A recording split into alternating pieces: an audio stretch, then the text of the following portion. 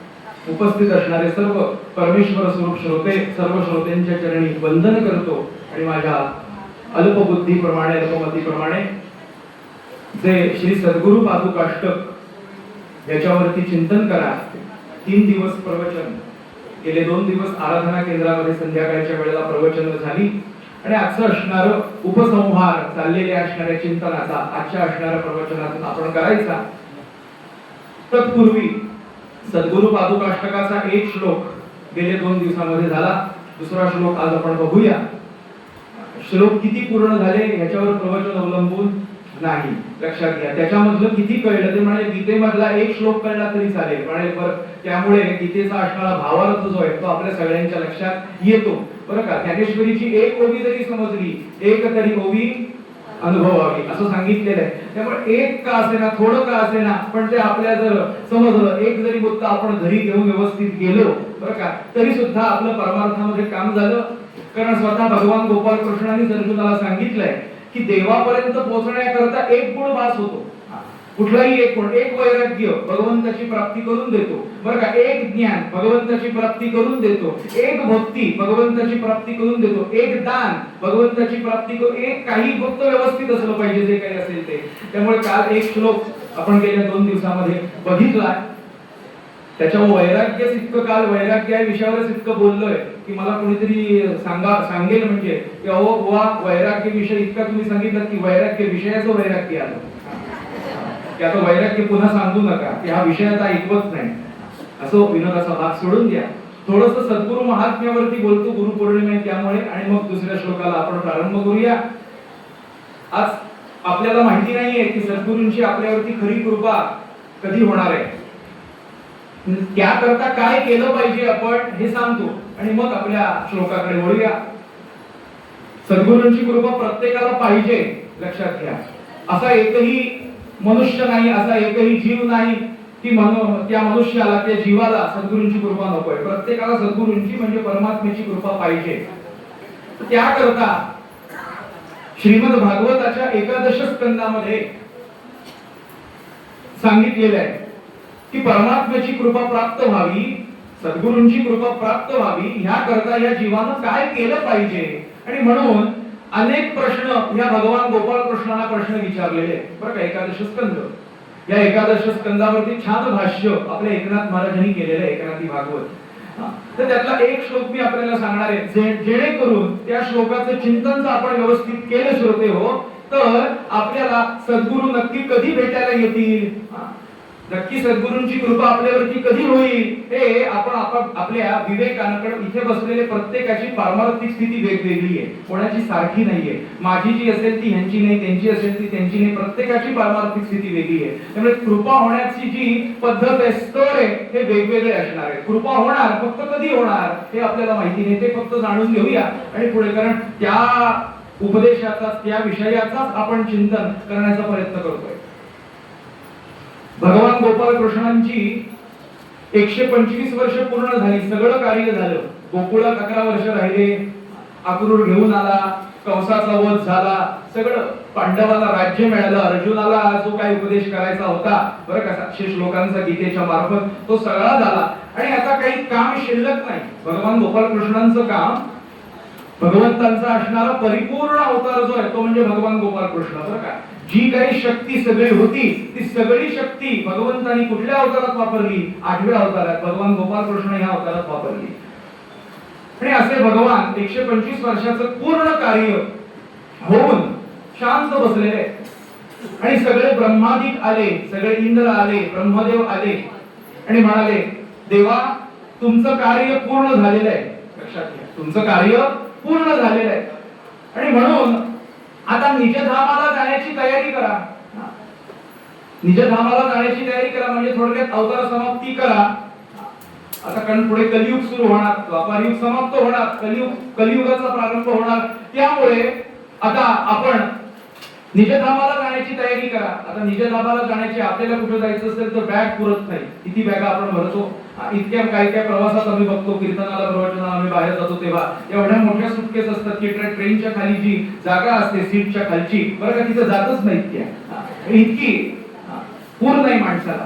गोपाल कृष्णाला इतकं काय घेऊन जावं लागलं? काही नाही हो, एकमेव द्वितीय ब्रह्म, सगळ्यात तोच आहे. त्यामुळे त्याला कुठे काही घेऊन जाण्याची आवश्यकता नाही. त्यामुळे निजधामाला जाण्याची तयारी करा म्हटल्यावरती सगळ्यांना वाईट वाटलं, इतकं वाईट वाटलं, रडायला लागले की आता भगवान आपल्याला दिसणार नाही, म्हणजे ह्या रूपात आपल्याला दिसणार नाही. कृष्ण या रूपामध्ये विष्णू म्हणून आहेत वैकुंठामध्ये, क्षीरसागरी लक्ष्मी सोबत असणार आहेत, पण कृष्ण या स्वरूपामध्ये आम्हाला ते दिसणार नाही. काय करावं? सगळ्यांना वाईट वाटलं, सगळेजण रडायला लागले, पण त्याच्यात सगळ्यात जास्त ज्याला वाईट वाटलं बरं का, तो भगवान गोपाल कृष्णांचा सख्खा चुलत भाऊच, त्याचं नाव उद्धव स्वामी. उद्धव स्वामी, हा जो उद्धव स्वामी आहे हा गोपाल कृष्णांचा शिष्य नंतर झालाय, लक्षात घ्या. आधी कोणाचे शिष्य होते? हे उद्धव स्वामी बृहस्पतींचे शिष्य होते, लक्षात घ्या. आले भगवान गोपाल कृष्णांकडे. पण ज्या उद्धव स्वामींबद्दल बोलत असताना स्वतःच भगवंतांनी सांगितलंय की उद्धव हा अणवपी न मन्योन्नः, माझ्यापेक्षा अणुमात्र हा कमी नाही, माझ्यासारखाच आहे हा, असं भगवान म्हणाले. असा तो उद्धव रडायला लागला की आता भगवान मला पुन्हा दिसणार नाही. इतकं वाईट वाटलं की आता मला जर पुन्हा या भगवंताची कृपा प्राप्त व्हावी असं वाटत असेल भगवान गोपाल कृष्णाची, तर काय केलं पाहिजे? आता तो निजधामाला जाणार भगवान का, तशी सगळी अवतार मीमांसा आहे. त्यामुळे बराच संवाद झाला उद्धव स्वामींचा आणि भगवान गोपाल कृष्णांचा. भरपूर संवाद आहे, भरपूर प्रश्न उद्धव स्वामींनी विचारले. आणि लक्षात घ्या, भगवंतांनी जेव्हा अर्जुनाला आणि या उद्धव स्वामींना, भगवंतांनी अर्जुनाला गीतेत उपदेश केला आणि या अर्जुनाला आपल्या ह्या उद्धव स्वामींना एकादश स्कंधामध्ये उपदेश केला. त्यामुळे भगवान हे भगवान पदावरती होतेच, पण जेव्हा या दोघांना सुद्धा जेव्हा उपदेश केला ना, तेव्हा भगवान हे सद्गुरु पदावरती आरूढ झाले. नाही तर भगवान सद्गुरु नाही. सद्गुरूची आवश्यकता भगवंताची कृपा प्राप्त करण्याकरता असते, पण इथे भगवानच या दोघांकरता सद्गुरु झाला. तसंच समर्थांच्या चरित्रात सुद्धा तसंच आहे. समर्थ रामदास स्वामी महाराजांचा सुद्धा चरित्रात काय आहे तर समर्थांनी आपले श्रेष्ठ गंगाधर पंतांना सांगितलं, आपल्या मोठ्या थोरल्या भावाला आणि आपल्या वडिलांना सूर्यजी पंत ठोसरांना, बाबा दादा मला अनुग्रह द्या. वयाच्या 5व्या-6व्या वर्षी हट्ट केला, मला अनुग्रह द्या, मला अनुग्रह द्या, मला अनुग्रह द्या. ते म्हणाले प्रत्येकाचा सद्गुरू वेगळा असतो. वाईट वाटलं समर्थांना आणि काय केलं, 72 तास अन्न पाण्याचा त्याग केला या 5-6 वर्षाच्या मुलानं, म्हणजे या नारायणानं, म्हणजे या समर्थांनी. कोणाच्या समोर त्याग केला? मारुतीच्या समोर. दगडी मारुती मंदिर आहे आज जांभेला तिथे, आणि स्वतः हनुमंत प्रगट झाले तिथे. मला ही समर्थांची कथा नाही सांगायची, मला फक्त सांगायचं आहे काही वेळेला भगवान सद्गुरु पद धारण करतो शिष्याची तिचं योग्यता असेल तर. बघा, तर हनुमंत त्या दगडी मारुतीतून प्रगट झाले आणि हनुमंतांनी स्वतः काय अनुग्रह दिला नाही, हनुमंतांनी ज्याचं नाम आहे बरं का त्या रामालाच प्रगट केलं आणि रामांकडून ह्या 5-6 वर्षाच्या नारायणाला म्हणजे समर्थांना स्वतः अनुग्रह दिला. श्रीराम जय राम जय जय राम. बरं का, त्यामुळे भगवान सद्गुरुपद धारण करतो काही वेळेला, असं मला आपल्याला सांगायचंय. त्यामुळे या उद्धव स्वामींनी भरपूर प्रश्न विचारले. भगवान गोपाल कृष्णांच्या 125 वर्षाच्या आयुष्यात जर आपण नीट पाहिलं तर 4 अवस्था भगवंतांच्या आपल्याला दिसतात. त्या म्हणजे जेव्हा ते गोकुळात आले, लक्षात घ्या, तेव्हा ते बाळकृष्ण होते. जेव्हा गोपींसोबत लीला करायला लागले, क्रीडा करायला लागले, तेव्हा भगवान गोपाल कृष्ण झाले. जेव्हा रुक्मिणी सोबत विवाहबद्ध झाले तेव्हा ते श्रीकृष्ण झाले, लक्षात घ्या. आणि अर्जुन या असणाऱ्या उद्धवांना जेव्हा जेव्हा म्हणून उपदेश केला तेव्हा ते भगवान श्रीकृष्ण झाले. अशा 4 अवस्था आणि दिसत होते सारखेच बरं का. म्हातारपण, सुरकुत्या काहीही नाही, असे टवटवीत भगवान दिसत होते 125व्या वर्षी सुद्धा. अर्थात ते भगवान आहेत. शंकराचार्यांनी सांगितलंय त्यात परमात्म्याचं असणारं ऐश्वर्यस्य समुद्रस्य धर्मस्य यशस श्रिया ज्ञान वैराग्य योश्चैव षण्णाम भगैतिरणा, असे असणारे 6 सद्गुण ज्याच्यात आहेत तो भगवान. बरं का, त्या उद्धवाला इतकं वाईट वाटलं, उद्धवाने बरेच प्रश्न विचारले. उद्धव स्वामींनी त्या भगवान गोपाल कृष्णांना बरेच प्रश्न विचारले. त्यातला आपल्याला असणारा एक प्रश्न चाललेल्या निरूपणाला उपयुक्त. काय प्रश्न आहे? 2 दिवस ज्यांनी प्रवचन ऐकले त्यांच्या थोडं लक्षात येईल, त्यांच्या लक्षात येईल. आज ज्यांनी जे नवीन ऐकणार आहेत त्यांना मी सांगतो. उद्धव स्वामींनी सामान्य साधा प्रश्न विचारला की कलियुगात सामान्य माणसाकरता, आपण सगळे सामान्य माणसं आहोत बरं का, कलियुगात सर्वसामान्य माणसाकरता आत्मज्ञान प्राप्त होण्याकरता काय उपाय आहे? आत्मज्ञान प्राप्त होण्याकरता काय उपाय आहे असा उद्धव स्वामींनी प्रश्न विचारला आणि भगवंतांच्या मुखातून श्लोक बाहेर पडला. आपण कशा करता हे पाहतोय तर आपण सुद्धा साधन करतोय, आपण सुद्धा नाम घेतोय. सद्गुरूंची आपल्यावरची असणारी कृपा ही कधी होणार लक्षात घ्या. हे आपल्याला काय त्याचा काळ असेल या श्लोकात त्यांनी सांगितला, लक्षात घ्या. त्यामुळे भगवान असं म्हणाले उद्धव स्वामींना की सर्वसामान्य माणसाकरता आत्मज्ञानाचा सोपा उपाय काय? तर भगवंत त्यांच्या मुखात श्लोक आहे भागवतामध्ये. शुकदेवाने परीक्षित राजाला सांगितलं, राजा काय म्हणाले भगवान गोपाल कृष्ण? आत्मनो गुरुरात्मैव. बघा, आत्मनो गुरुरात्मैव पुरुषस्य विशेषतः यत् प्रत्यक्षानुमानाभ्याम श्रेयोसा वनुविंद्यते. गोपाल कृष्ण महाराज की काय सांगितलं? आत्मनो गुरुरात्मैव म्हणजे स्वतःच गुरुत्व स्वतःच धारण करावं. काय उत्तर दिलंय? प्रश्न काय बघा उद्धव स्वामींचा की सर्वसामान्य माणसाकरता आत्मज्ञानाचा सोपा उपाय सांगा, म्हणजे जेणेकरून सर्वसामान्य माणसावरती सुद्धा देवाची कृपा होईल. बरं, जशी संत सत्पुरुषांवरती झाली तशी. आणि त्याच्यावरती उत्तर दिलंय भगवान गोपाल कृष्णांनी, आत्मनो गुरुरात्मैव पुरुषस्य विशेषतः स्वतःच असणारं जे गुरुत्व आहे ते स्वतःच धारण करायचं. आता उद्धव स्वामींचा दुसरा प्रश्न आहे, लगेच खूप प्रश्न. स्वतःच गुरुत्व जर स्वतः धारण करायचं असेल, बरं का, स्वतःच गुरुत्व स्वतः धारण करायचं असेल तर मग सद्गुरूंकडे जा, सद्गुरूंकडून ब्रह्मज्ञान प्राप्त करून घ्या. बरं का, याला काय अर्थ राहिला मला सांगा. सगळ्यांनी प्रवचनाकडे लक्ष द्या. काय म्हणाले भगवान गोपाल कृष्णाला? काय सांग भगवान गोपाल कृष्ण काय म्हणाले? स्वतःच गुरुत्व स्वतः धारण करा. त्याच्यावरती उद्धव स्वामींनी प्रश्न विचारला, जर स्वतःच गुरुत्व स्वतः धारण करावं असं जर असेल तर वेगळे आता तरी जाय जाय घरी सद्गुरूंचे पाय, सहस्र अपराधे जरी तुला केले क्षमा करील गुरुमाय. रामदास म्हणे एके आठवणे भिक्षा मागूची काय. अशा असणाऱ्या सगळ्या अभंगांना असणाऱ्या तत्वाला काय अर्थ राहिला? तर स्वतःच गुरुत्व स्वतःच धारण करायचं असेल तर, असा उद्धव स्वामींनी प्रश्न विचारला. भगवान म्हणाले तसं नाही. स्वतःच गुरुत्व स्वतः धारण करायचं म्हणजे काय? तर स्वतःच न्यायाधीश स्वतः व्हायचं या कलियुगात. म्हणजे काय तर आपली पारमार्थिक स्थिती अशा पातळीवर न्यायची. नीट ऐका, भगवंतांना काय सांगायचं? स्वतःची पारमार्थिक स्थिती अशा पातळीपर्यंत न्यायची की स्वतः सद्गुरू आपल्या जवळ चालत आले पाहिजे.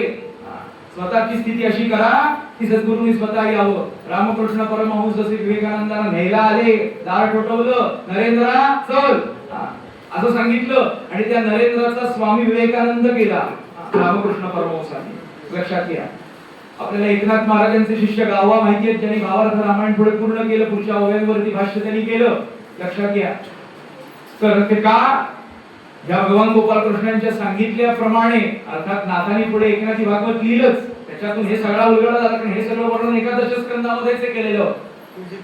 तो जो गावबा होता श्रोते हो, त्याने एकनाथ महाराजांच्या घरात बघितलं की सगळेजण नमस्कार कोणाला करतात? एकनाथ महाराजांना. पैठणात सगळेजण एकनाथ महाराजांना नमस्कार करतात. एकनाथ महाराजांच्या हातात कायम काय असते?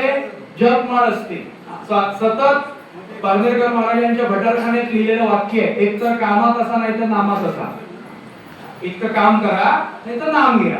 दोन्ही काही वेळेला शक्य असतं काम करताना नाम, पण नाही म्हणाले ठीक आहे असू दे, काम करा नाही तर नाम घ्या, रिकाम बसू नका. त्याने पाहिलं त्या गावाने की एकतर एकनाथ महाराज हे कामात असतात नाही तर नामात असतात. मग त्यांच्याकडे जपमाळ आहे आणि हा गरीब होता, त्यांच्या वाड्यात राहणारा होता. म्हणजे जपमाळ आपल्या गरीबाला कोण देणार? जपमाळ आपल्याला आला विषय म्हणून सांगतो, नाम जप माळेवरती अवलंबून नाही. बरेच जण असं मी काय काय भक्त बघितले, का हो नाम का घेत नाही म्हणजे जपमाळ सापडत नाही. जप माळेवर अवलंबून आहे का नाम घेणं? काय आज तुमच्याकडे भजन नाही हो? नाही, तबला पेटीमध्ये चालेल नाही. अरे मुखाने म्हण भजन आहे ना. महाराजांना नैवेद्याच्या वेळी म्हणतात की नाही, जेवी जेवी बा गुरुराया तूप पोळी श्रीमंताची. आहे की नाही वर्णन? आजी भाकर गरीबाची, तू जे करशील ते चालणार आहे त्याला. भाव महत्वाचा, नाम घेणं महत्वाचं. त्याने कळलं की एक तर कामात असा नाहीतर नामात असा. त्यामुळे काय केलं त्याने, सुतळीची जी माळ होती बरं का, ती त्याने तयार केली. म्हणजे केर काढतात जेव्हा तेव्हा कोपऱ्यात सगळी जी केर कचरा धूळ जी असते त्याच्यात एक सुतळ होती बरं का, सुतळ होती. तर त्या सुतळीची माळ या गावबाने तयार केली. जशी एकनाथ महाराजांच्या हातामध्ये, एकनाथ महाराजांच्या हातामध्ये जशी जपमाळ बरं का, त्या पद्धतीने सुतळीची माळ तयार केली. बरं, सुतळीची माळ तयार केली. आणि एकनाथ महाराजांनी बोलावलं. बरं, एकनाथ महाराजांनी त्याला जवळ बोलावलं. ये जवळ ये. तो घाबरत होता का, मी ह्यांच्यासारखं केलं म्हणून मला आम्हाला घराच्या बाहेर काढलं. तर एकनाथ महाराजांनी त्याच्या हातातली ती जपमाळ पाहिली एकनाथ महाराजांनी आणि त्याला स्वतःचं बालपण आठवलं. त्या गावबाने काय केलं होतं माहिती का, प्रत्येक गाठीत समान अंतर होतं. कसं काय कळलं त्याला माहिती नाही. आणि मोठी गाठ म्हणजे मेरू म्हणे.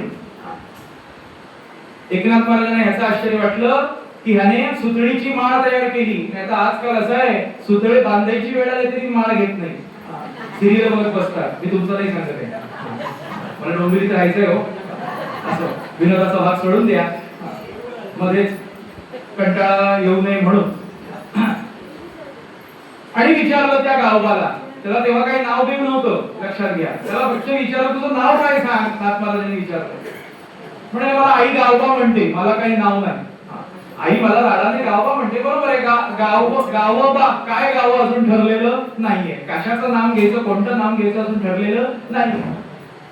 आता ह्या बाळाची अशी ओळख झाली नाथ महाराजांशी. नाथ महाराजांना विचारायला लागला हा मुलगा, तुम्ही काय म्हणता, तुम्ही कोणा देवाचं नाम घेता. तेव्हा एकनाथ महाराज म्हणाले, श्रीकृष्ण गोविंद हरे मुरारे, हे नाथ नारायण वासुदेव, प्रद्युम्न दामोदर विश्वनाथ, मुकुंद विष्णू भगवन नमस्ते. बरं का, आणि हे ऐकलं, 4 ओळींचा श्लोक ऐकला म्हणजे कठीण आहे हो, कठीण आहे. आणि खरंच आहे ना, श्रीकृष्ण गोविंद, श्रीकृष्ण राम बघा सरळ आहे, श्रीकृष्ण सरळ आहे, विठ्ठल सरळ आहे, नाही राम सरळ आहे. म्हणजे कठीण आहे. म्हणजे तुला सोपं नाव देऊ. आता बघा, जेव्हा मला हा कशासाठी दृष्टांत सांगायचा आहे, तर इथे जे भगवान म्हणाले आत्मनो गुरुरात्मैव, स्वतःचं गुरुत्व स्वतः धारण करा. याचा अर्थ स्वतःची पारमार्थिक स्थिती अशा पद्धतीने अशा पातळीवरती अशा उच्च ठिकाणी की सद्गुरू आले पाहिजे बरं का, तुम्हाला ज्ञान देण्याकरता. तर हा काही नाथ महाराजांच्या जवळ जात नव्हता. हा आपली सुतळ घेऊन, सुतळीची माळ घेऊन जवळ तिथेच बसलेला होता, तिथेच उभा होता. नाथ महाराज त्याच्या जवळ आले आणि विचारलंय, कशाचं कोणतं नाव घेतोयस, कोणत्या देवाचं तू नाव घेतोयस, मी तुला सोपं नाव देऊ का म्हटल्यावरती तुम्हाला सांगा म्हणून सोपं नाव दिलं. कोणतं नाव दिलं, आहे तर मंत्र पुष्कळ. आपल्याकडे मंत्रांची कमतरता नाही, म्हणणाऱ्यांचीच आहे. आहे तर मंत्र पुष्कळ, काय करावे सुमंत्र तेरा हो. सुमंत्र म्हणजे चांगलेच सगळे मंत्र. पुष्कळ जे मंत्र आहे, ओम नमो भगवते वासुदेवाय, दिगंबरा दिगंबरा श्रीपाद वल्लभ दिगंबरा, ओम ग्राम दत्तात्रेयाय नमः, बरेच आहेत, शम शनैश्चराय नमः, बरेच आहेत. मंत्रांची कमतरता आपल्याकडे नाही.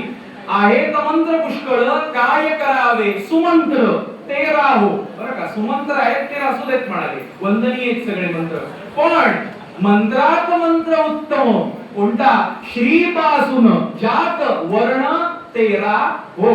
श्री पासून ज्याच्यात 13 वर्ण असा श्रीराम जय राम जय जय राम, श्रीराम जय राम जय जय राम, श्रीराम जय राम जय जय राम. पुढे नाथांच्या गादीवरती प्रवचन करण्याचा मान या गावाला मिळाला का, एका नामानं. बरं का, कधी कृपा होते, आपली पारमार्थिक स्थिती अशा पातळीवर न्यायची. परीक्षित राजाने आपली पारमार्थिक स्थिती अशा पातळीवरती नेली बरं का.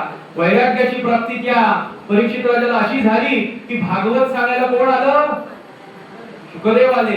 बरं का, कोणीतरी भागवत नाही सांगितलं, शुकदेवांनी प्रत्यक्ष येऊन त्याला भागवत सांगितलं. असा परीक्षित राजा. असो, मला सांगायचं असं आहे की आपणही साधन करतो, आपणही नाम घेतो, काही ना काहीतरी दान करतो, काही ना काहीतरी व्रत करतो. सद्गुरूंची कृपा कधी होईल, जेव्हा आपली पारमार्थिक स्थिती त्या पातळीवरती जाईल. बरं का, परवा मी प्रवचनात सांगितलं, शबरीची ती स्थिती यायला 80 वर्ष लागली.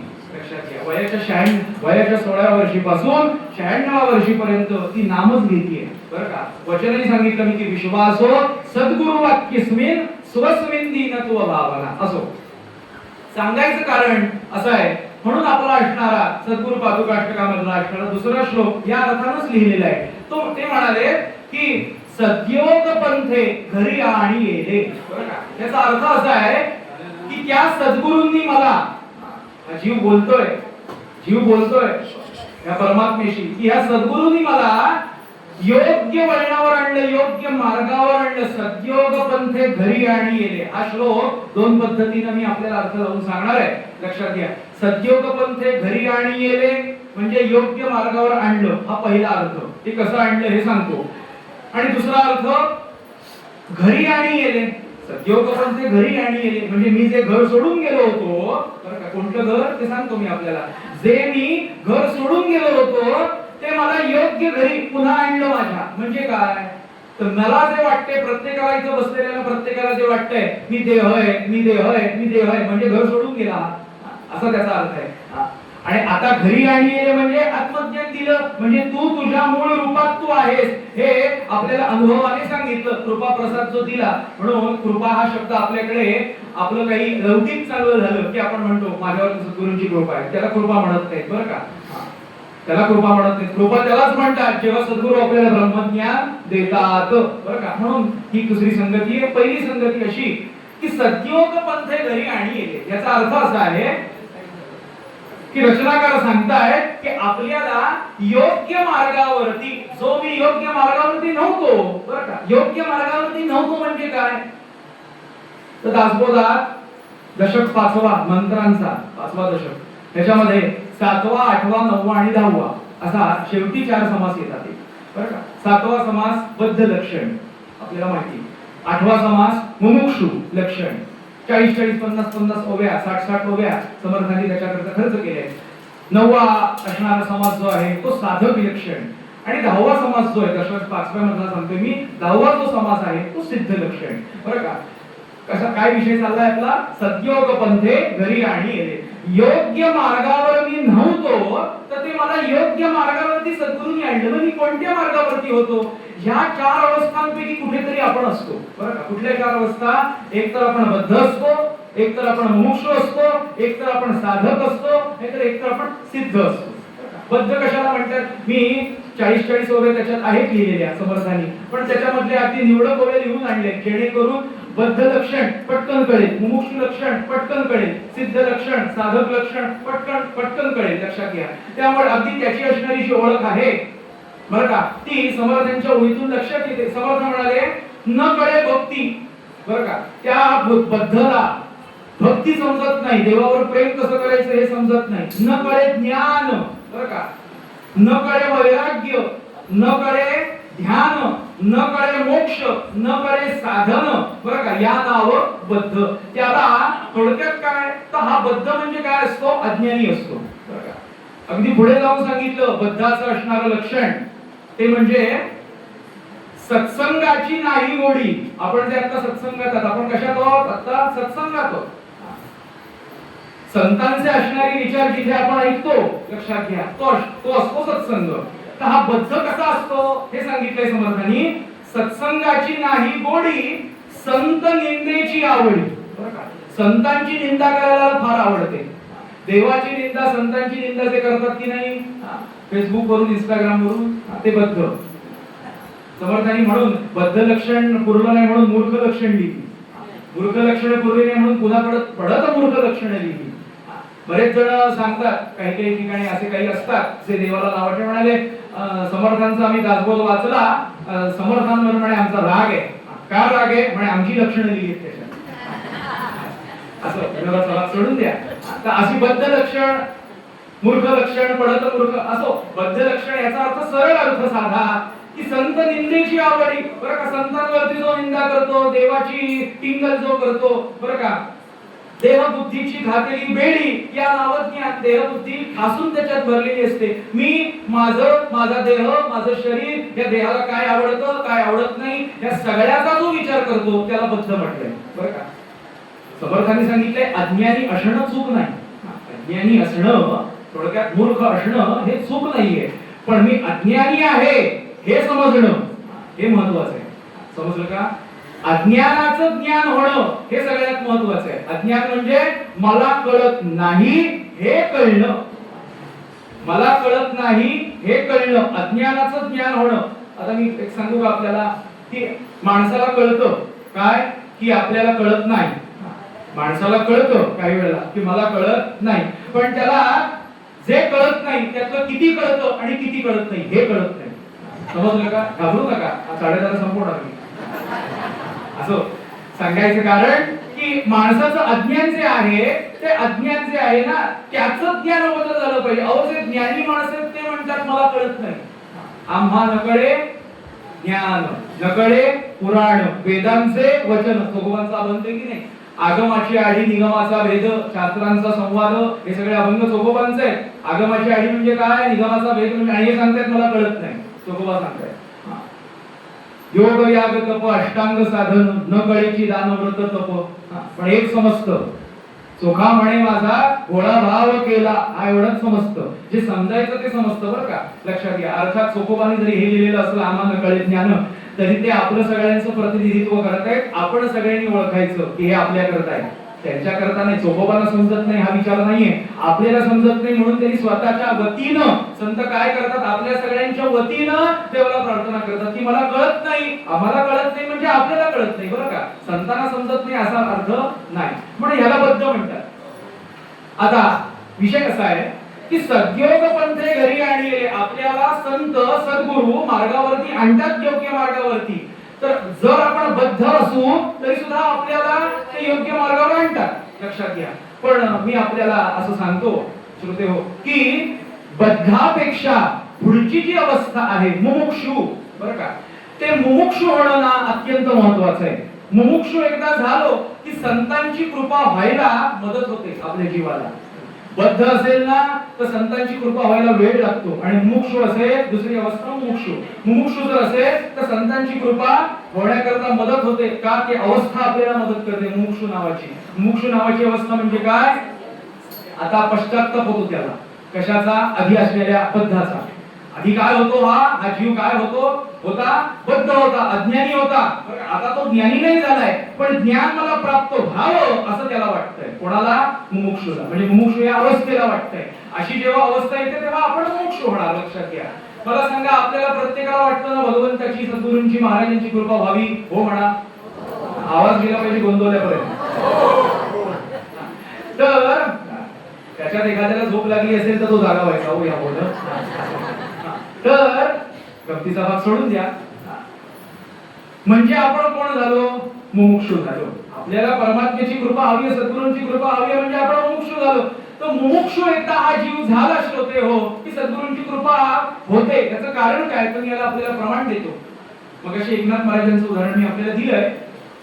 एकनाथ महाराजांचा वर्णनाचा एक श्लोक आहे श्रोते. तो एकनाथ महाराजांच्या वर्णनाचा जरी श्लोक असला तरी सुद्धा इज इक्वल टू सगळ्या संतांना तो लागू आहे, कारण सगळ्या संतांचं कार्य एकच आहे. काय आहे एकनाथ महाराजांविषयी काय म्हणताय, तर सदाचार संपन्न सद्भाव मूर्ती. एकनाथ महाराज कसे आहेत, किंवा कोणतेही संत कसे आहेत, तर सदाचार संपन्न सद्भाव मूर्ती. शशीच्या परी शुभ्र ज्याची सुकीर्ती. कोणाची, त्या संतांची, म्हणजे नाथ महाराजांचं वर्णन म्हणून नाथांची. बरं का, शशीच्या परी शुभ्र ज्याची सुकीर्ती. आता पुढचं असणारं वाक्य फार महत्वाचं आहे श्लोकातलं. का, आपल्या या दुसऱ्या अवस्थेकरता अत्यंत महत्वाचं आहे. मुमुक्षु सजोदावी. बघा, मुमुक्षु का व्हायचं, तर ह्या श्लोकात सांगितलंय, मुमुक्षु सजोदावी सुश्रेय पंथा. जो मुमुक्षु असतो ना त्याला योग्य मार्गावर ते आणतात, सुश्रेय पंथा. आणि सद्गुरु पादुकाष्टक सांगताय की सद्योग पंथे घरी आणि गेले. बरं का, होतंय का बघा मॅचिंग. काय म्हणताय, मुमुक्षु सजोदावी सुश्रेय पंथा, नमस्कार माझा सद्गुरु एकनाथा, तया एकनाथा.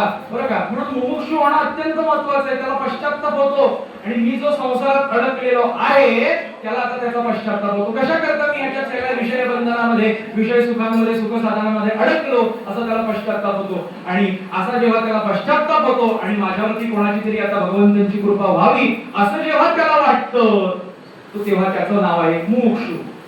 आता आले संत, आले सद्गुरूंनी आपण एकदा मुमुक्षु धारण केलं की सद्गुरु समोर येतात. आपली स्थिती ती मुमुक्षु झाली बरं का. आत्मनोगुरुरात्मेवर मगाशी मी आपल्याला सूत्र सांगितलं, भगवान गोपालकृष्णांनी भागवतात सांगितल्याप्रमाणे. ते सूत्र म्हणजे असं आहे की आता आपली स्थिती उच्च करून घेतली म्हणजे बद्धाची काय झाला, मुमुक्षु झाला. आता पुढे सद्गुरु आपल्याला साधन देतात. महाराजांनी आपल्याला साधन काय दिलंय, श्रीराम जय राम जय जय राम, नाम घ्या. आणि जेव्हा हा जीव नाम धारण करतो बरं का, नाम घेऊन प्रवास सुरू करतो, तेव्हा त्या स्थितीचं नाव होतं साधक. साधक बनतो. नाम घेत असो आपण सतत रोज.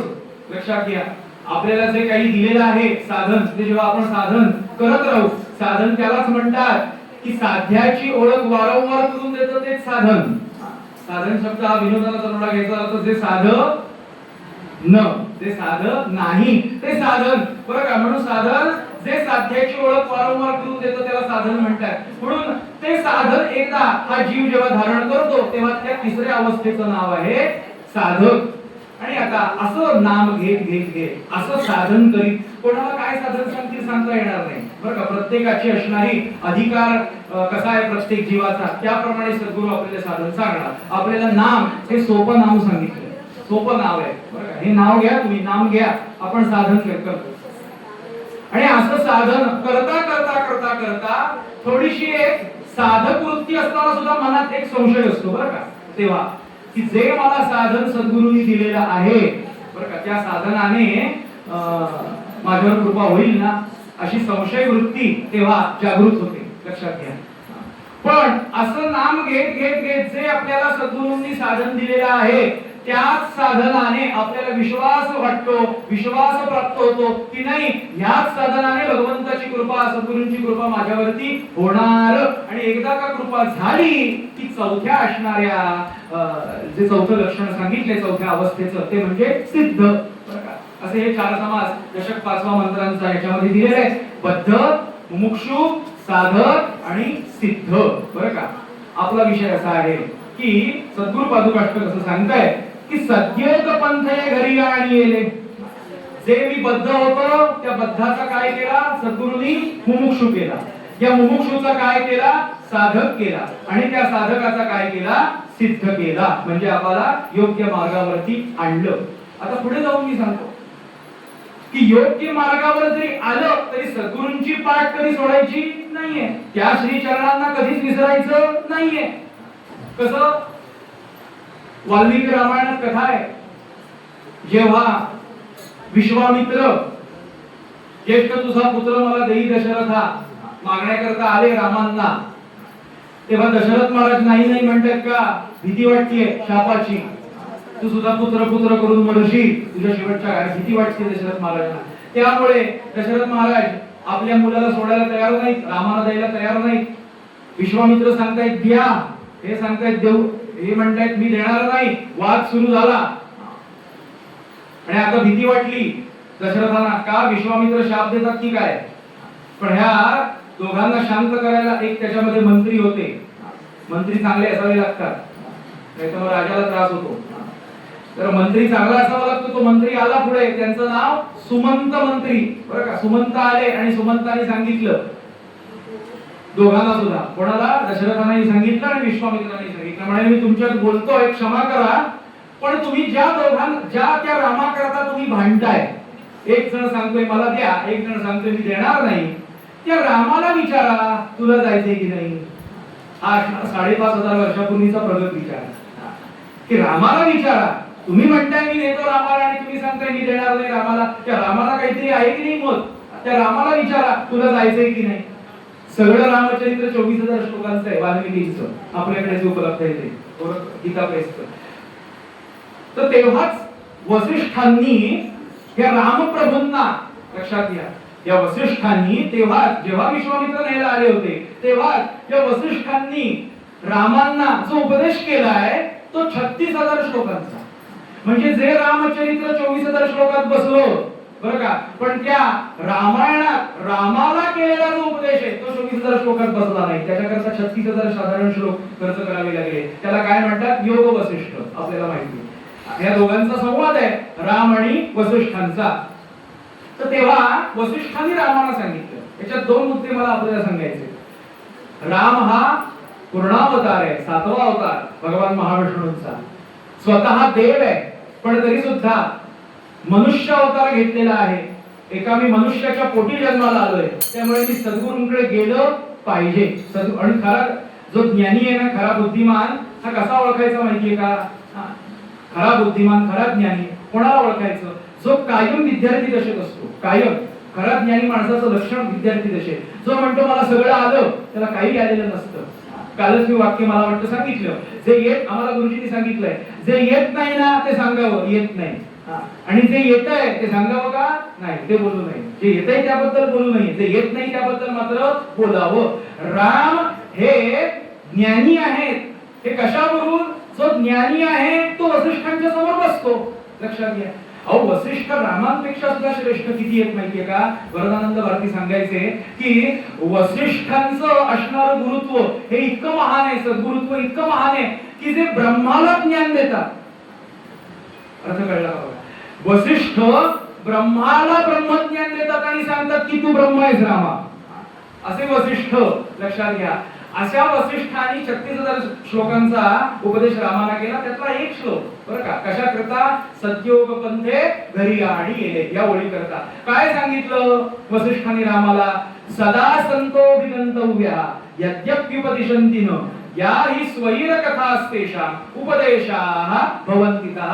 काय म्हणाले वसिष्ठ रामाला? रामा, तुझ्यावर सद्गुरूंची कृपा व्हावी असं वाटत असेल रामा, तर सद्गुरूंची म्हणजे कोणाची? सद्गुरूंची. कोण न्यायला आलेत रामाला? विश्वामित्र. म्हणजे त्या विश्वामित्रांची कृपा तुझ्यावर व्हावी रामा असं जर वाटत असेल, कारण नंतरच त्यांना विद्या दिल्या आहेत ना, बाला आणि अतिबाला, क्षुधा आणि तृषा.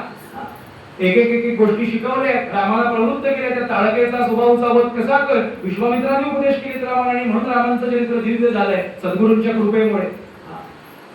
काय वर्णन आहे विश्वामित्रांनी आपल्या वसिष्ठांनी केलेलं? सदा संतोभिगंतव्यः. सदा म्हणजे कायम. संतोभिगंतव्यः इथे उपसर्ग लावला. अभिगंतव्यः. गंतव्यः म्हणजे याचा अर्थ आपल्याला माहितीये जाणे. अभिगंतव्यः म्हणजे जाणारे भरपूर आहेत, तू नुसतं जाऊ नकोस रामा. सद्गुरूंच्या पाठी जाणारे भरपूर आहेत की नाही? भरपूर आहेत, पण तू त्यांच्या मागोमाग जा. म्हणजे ते ज्या मार्गावरून गेले त्या मार्गावरून जा. लक्षात ठेवा. आज बघा ना, आपण तुकाराम महाराजांच्या तेव्हा सान्निध्यात ते कमी लोक आले. समर्थांच्या, गोंदवलेकर महाराजांच्या, गजानन महाराजांच्या, स्वामी समर्थांच्या, तुकोबांच्या, नामदेवांच्या सान्निध्यात काही कमी आले लोक. पण मला सांगा, तुकोबांच्या सान्निध्यात गेलेले किती लोक तुकोबा झाले? समर्थांच्या सान्निध्यात गेलेले किती लोक समर्थ झाले? महाराजांच्या सान्निध्यात गेलेले किती लोक महाराज झाले? म्हणजे महाराजांचा जो संघ आहे तो त्यांना प्राप्त होता. याच्याकरता ज्ञानेश्वरांनी ओवी खर्च केली आहे ज्ञानेश्वरीमध्ये की पाहे पा दूध पवित्र आणि गोड, पासी त्वचेची या पदराड, अवहेरणी गोचिड काय अशुद्धच सेविती. त्या गायीचा संघ म्हणाले दोघांना असतो. एक वासराला असतो आणि एक गोचिडीला असतो. एक वासराला असतो आणि एक गोचिडीला असतो. तसा महाराजांच्या सान्निध्यात किंवा कुठल्याही संतांच्या सान्निध्यात दोन व्यक्ती जातात बरं का. एक वासरासारखे जीव जातात, एक गोचिडी सारखे जातात. त्याला फक्त आजच्या भाषेत जरा थोडासा पुढे जाऊन इंग्रजी शब्द जरा शायनिंग मारायची असते. अभि महाराजांचे ते गोचिडी सारखे म्हणाले. का? बघा, त्या गोचिडीला संघ किती असतो, कधी रानात लागली त्या आसळाला माहिती नाही. त्या गोचिडीला माहिती नाही की आपली एक सोंड त्या आसळात आत टाकली तर आपल्याला दूध मिळेल, अमृतासारखं दूध प्राप्त होणार आहे. ती कधी ते करत नाही. वासराला किती वेळ संघ मिळतो गायीचा? जे काही लुचाला जेवढा वेळ, काही 10-15 मिनिटं काय असेल त्या गायीवर अवलंबून त्याप्रमाणे जो म्हणजे कमी संघ कोणाला मिळतो हा मुद्दा वासराला मिळतो, जास्त कोणाला मिळतो गोचिडीला मिळतो. पण कृपा कोणावरती? वासरावर का गोचिडीवर? वासरावर. गोचिड काय करते? अशुद्धच सेविती. रक्तापैकी अनेक नावे अशुद्ध, रक्तच पीत बसते ती गोचिड बरं का. म्हणून ह्या विधानानं केलेले वसिष्ठ महाराजांनी उपदेश आपल्या रामांना सदा संतोभिगंतव्या. जाणारे भरपूर आहेत सद्गुरूंच्या सान्निध्यात, भरपूर जाणारे, पण तू नुसतं जाऊ नकोस. विश्वामित्र ज्या मार्गावरून गेले त्या मार्गावरून तू जा बरं का. म्हणजे काय? ज्या मार्गाचा त्यांना अनुभव आलेला असतो त्या मार्गावरून त्यांनी सांगितल्याप्रमाणे जर तू त्या मार्गावरून गेलास तर विश्वामित्रांना जे प्राप्त झालंय, म्हणजे ज्या सद्गुरूंना जे प्राप्त झालंय ते प्राप्त जे काही आहे ते तुला सुद्धा प्राप्त होईल रामा. आता हे सगळं आपल्या करता आहे, हा रामाकरता नाहीये. राम, अर्जुन, उद्धव स्वामी हे सगळे निमित्त आहेत. म्हणजे बघा, राम एवढे असून त्यांना उपदेश केला, असं हे आपल्या करता आहे सगळं. 36,000 श्लोक रामांकरता कशाला असतील, 700 श्लोक गीतेचे अर्जुनाकरता आहे. अर्जुनाकरता आहे बरं, त्यालाही कळत नव्हतं आहे, पण जास्त आपल्या उपयोगाचे अर्जुनापेक्षा. अर्जुनावर कृपा होतीच हो भगवंतांची. अर्जुनाला जरी उपदेश केला नसता गोपाल कृष्णाने, तरी अर्जुन हात टाकत होता कृष्णांच्या खांद्यावरती. कृपा नव्हती काही, आपण हात टाकतोय नाही, आपल्यावरती कृपा अजून नाहीये बरं का. म्हणून काल मी म्हटलं पादुकांच्या रूपाने, एक पादुका ज्ञान रूप आहे, एक पादुका श्रीचरणांची बरं का, सद्गुरूंची दया रूप आहे, प्रेम रूप आहे. काहीतरी आपल्याला प्राप्त करावंच लागणार आहे सद्गुरूंकडून, एक तर ज्ञान तरी नाही तर प्रेम तरी. असो, पुढचा श्लोक असा आहे की सदा संतो विगंतव्या यद्यप्युपदिशन्ति न. पुढे म्हणाले ते उपदेश करतीलच असं नाही. कोण? सद्गुरू. मग सद्गुरूंच्याकडे जायचं कशाला, जर ते उपदेश करणार नसतील तर. काय म्हणतात वसिष्ठ रामाना, ते उपदेश करतील सुद्धा नाही तर नाही करतील सुद्धा.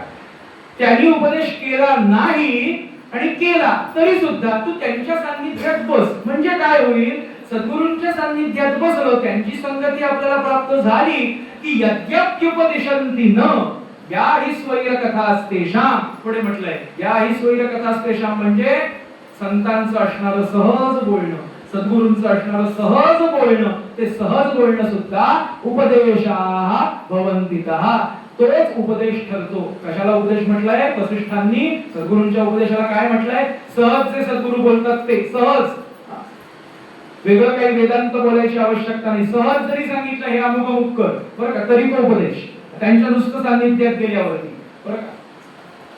हे तर साधं संस्कृत, पण वासुदेवानंद सरस्वती टेंबे स्वामी महाराज यांनी ह्या श्लोकावरती भाषांतर केलंय त्यांच्या एका अभंगात. सदा संतांपाशी जावे, त्यांचे जवळी बैसावे, उपदेश ते न देती बरं का, परी ऐकाव्या त्यांच्या गोष्टी, तोची उपदेश होती तेने कष्ट नष्ट जाती. वासुदेव म्हणे संत संगे करीती पसंत. वासुदेवानंद सरस्वती काय सांगतायत? सदा संतांपाशी जावे, सतत आपण संगतीमध्ये जावं, सद्गुरूंच्या चरणी जावं, त्यांचे जवळी बैसावे. त्यांच्या जवळ बसला तर उपदेश करतीलच असं नाही, उपदेश ते न देती, पण तरी सुद्धा परी ऐकाव्या त्यांच्या गोष्टी. वासुदेव म्हणे संत संगे करीती पसंत. मला आपल्याला सांगायचं इतकंच आहे, ज्या योग्य मार्गावरती हा जीव नव्हता त्या योग्य मार्गावरती बरं का सद्गुरू आपल्या या जीवाला आणतात. लक्षात घ्या, म्हणून सद्योग पंथे घरी आणि गेले बरं का. योग्य मार्गावर नव्हतो ते योग्य मार्गावर आणलं बरं का. दुसरा अर्थ, जो हा जीव घर सोडून गेला होता, स्वतःला देह समजत होता बरं का, त्याला आत्मस्वरूपाची प्रचिती अनुभव त्या सद्गुरूंनी आपल्याला प्राप्त करून दिलेला आहे. म्हणून सद्योग पंथे घरी आणि गेले बरं का. पुढे सांगितलंय अंगेची माते परब्रह्म केले बरं का. आपल्याला स्वतःच्या असणाऱ्या बुद्धी सामर्थ्याच्या जोरावरती त्या सद्गुरूंनी आपल्याला परब्रह्म केलं. प्रचंड तो बोध रवी उदेला. अज्ञानाचा असणारा बरं का जो काही म्हणून आहे, अज्ञान म्हणून जे काही आहे, जो आपण बद्ध होतो त्या बद्धाचा त्यांनीच मुमुक्षु केला, त्या मुमुक्षुचा त्यांनीच साधक केला आणि त्या साधकाचा सिद्ध सुद्धा त्यांनीच केला. आणि जरी त्यांनी आपल्याला ह्या सिद्ध अवस्थेपर्यंत पोहोचवलेलं असलं तरी सुद्धा आपल्याला सद्गुरूंना विसरता येणार नाही. म्हणून इथं म्हटलंय विसरू कसा मी गुरुपादुकाला, त्यांच्या श्री चरणांना विसरता येणार नाही. म्हणून इथं म्हटलंय की अज्ञानाचा असणारा अंधकार किती त्यांनी दूर केलाय. कारण आपल्याकडे सगळे विकार आहेत या देहाला. मन आपलं संकल्प विकल्प करतं, बुद्धी निर्णय घेते, चित्त काहीतरी चिंतन करतं बरं का, आणि अहंकार काहीतरी अभिमान रूपी अहंकार काही ना काहीतरी धारण करत बसतो बरं का. या सगळ्यावरती सद्गुरू ज्या टेंबे स्वामींचं आता उदाहरण दिलं त्यांच्या जीवनात घडलेला एक प्रसंग आहे. तो म्हणजे टेंबे स्वामी महाराजांनी सांगितलंय, जेव्हा त्यांचा चातुर्मास ब्रह्मावर्तामध्ये उत्तर प्रदेश मध्ये होता, तेव्हा तिथं त्या राम मंदिरात चातुर्मासचे कीर्तन सेवा करण्याकरता एक कीर्तनकार आले होते. त्यांचं नाव हरिभक्त परायण आपटे बुवा बरं का. छान कीर्तन, वेदांत निपुण कीर्तन, विद्वत्ता प्रचूर कीर्तन बरं का. छान वेदांत सांगण्याची सोपी पद्धत, छान संगीत. पण महाराज काय बघा, संत सद्गुरू जे आहेत सगळे हे व्यवहार किती पाळतात बघा. कर्तव्य कर्मात कधी सद्गुरू संत आपले चुकत नाही. कसे तर त्यांनी विचार केला जर आपण ह्यांच्या कीर्तनात जायचंय, कारण संतांना सगळे कीर्तन प्रिय आहे, सगळे जर तुम्ही कोणतेही संत घ्या, एक तर ते कीर्तनकार झाले, प्रवचनकार झाले, नाहीतर ते श्रोते तरी झाले, एक काही ऐकलं तरी नाहीतर बोलले तरी. महाराजांनी प्रवचन केली, नामदेवानी समर्थांनी कीर्तन केली. या पद्धतीनं महाराजांनी व्यवहार किती पाळला, कर्तव्य क्रमात कधी चूक झाली नाही का. बघा महाराजांनी विचार केला, टेंबे स्वामी महाराजांनी, की आपटेबुवांच्या कीर्तनाला आपण जर असं समोर जाऊन बसलो तर लोक प्रवचन ऐकण्याच्या ऐवजी, कीर्तन ऐकण्याच्या ऐवजी माझ्या जवळ येऊन बसतील, मलाच नमस्कार सारखे करत बसतील, माझ्याकडे माझं तोंड बघत बसतील. आता म्हणाले हे 1-1.5-2 तास काय जे असेल ते कीर्तन प्रवचन महत्वाचं आहे. त्यामुळे ते काय करायचे, मंदिराच्या शेवटच्या खांबाच्या पाठीमागे बसायचे, म्हणजे मी कोणाला दिसणार नाही. त्याच्यावर ते गुरुजी म्हणतात की जरी असं केलं टेंबे स्वामी महाराजांनी, तरी सुद्धा कुठल्याही झाडी, रानावनात प्राजक्ताचं, पारिजातकाचं फूल कितीही जरी लपून बसलं तरी त्याचा सुगंध यायचा थांबणार आहे, सुगंध येणारच आहे महाराजांचा आशीर्वादाच्या अस्तित्वाचा. त्यामुळे असे महाराज, आता महाराज आपल्या कीर्तनाला येत आहेत म्हटल्यावरती काय झालं, आपटेबुवांच्या कीर्तनात फरक व्हायला लागला, म्हणजे अहंकार वाढायला लागला. अहंकार वाढायला लागले म्हणजे काय वाढायला लागला, संस्कृत एखादं वचन घेतलं, एखादी कीर्तनामध्ये आलापकान घेतली की श्रोत्यांकडे अशा नजरेनं बघायचं, हा याला म्हणतात कीर्तन, याला म्हणतात गाणं, याला म्हणतात वचन. असं कोणी कीर्तन करू शकेल, असं कोणी कीर्तन करू शकेल, असा प्रश्न विचारायचा, श्रोत्यांना प्रश्न विचारायचे. नुसतं ते स्वरा करता म्हणून उपयोग काय, तुम्ही श्रोते जगदीश मूर्ती, जर मला श्रोत्यांबद्दल आदर नसेल त्या असणाऱ्या वाक्याला तर काय उपयोग, श्रोत्यांचा अपमान करायला लागले आपटेबुवा. आणि हे सगळं दुर्दैवानं टेंबे स्वामी महाराजांच्या समोरच घडतंय, बरं का, समोरच घडतंय. आणि विचार केला,